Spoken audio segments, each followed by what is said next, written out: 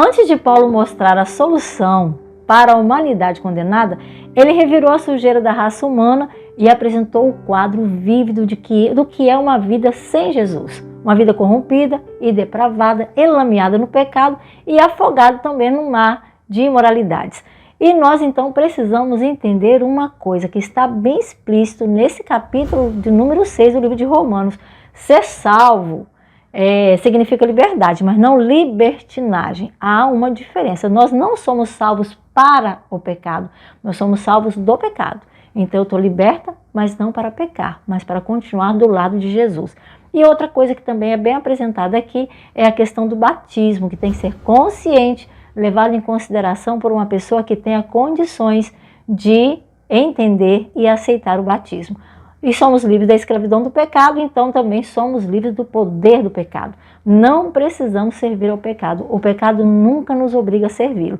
Então o convite é sempre de Deus para que nós o sigamos e também de Satanás para que nós o sirvamos. A quem vamos atender?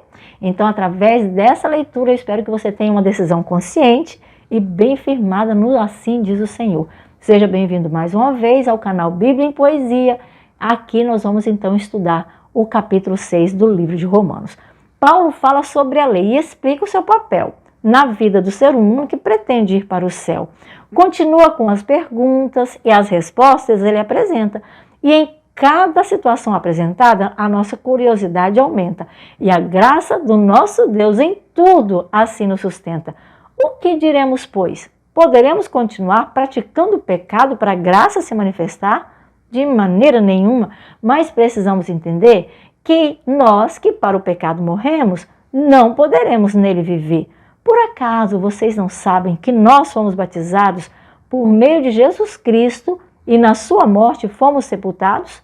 Por meio de seu batismo, fomos de fato sepultados, a fim de que assim, como Cristo foi ressuscitado, mediante a glória do Pai, viver novo nos seja então assegurado. Se nós fomos unidos a Ele na semelhança da morte, também o seremos na ressurreição.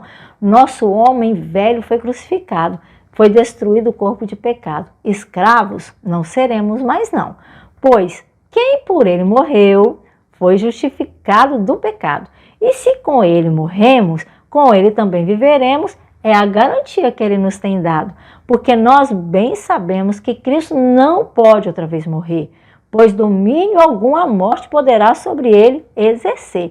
Porque morrendo para o pecado, de uma vez por todas ele morreu. Mas estando ele vivo, vivo ele está para Deus.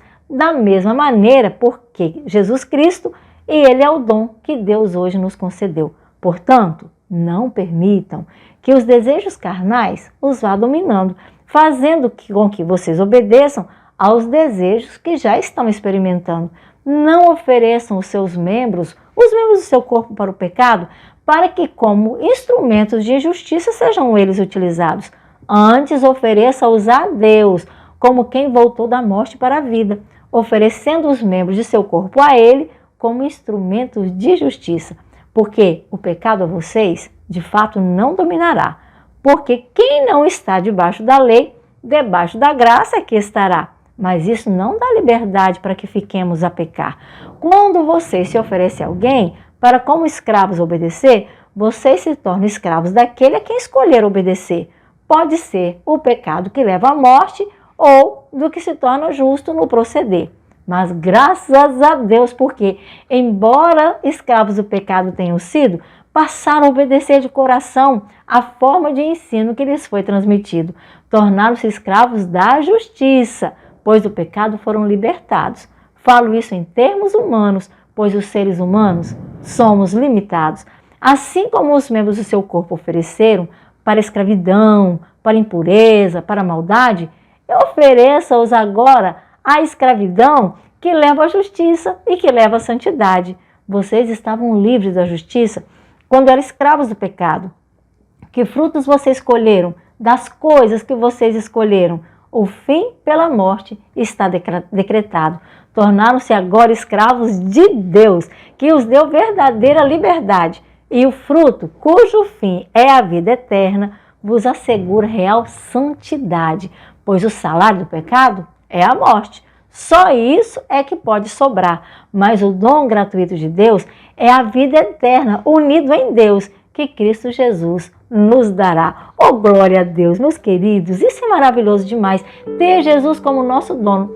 Você já observou que nós falamos assim, eu quero o Senhor como meu Salvador, Deus é meu Salvador. Isso é maravilhoso, mas nós precisamos também nos oferecer para que Ele seja o nosso Senhor. E o Senhor é quem manda. É Ele que vai ditar as regras da sua vida. Entregue a Ele todo o percurso da sua vida, todas as suas decisões, deixe que Ele as tome para você. E sua vida será, hoje ainda, reavivada pela palavra do Senhor.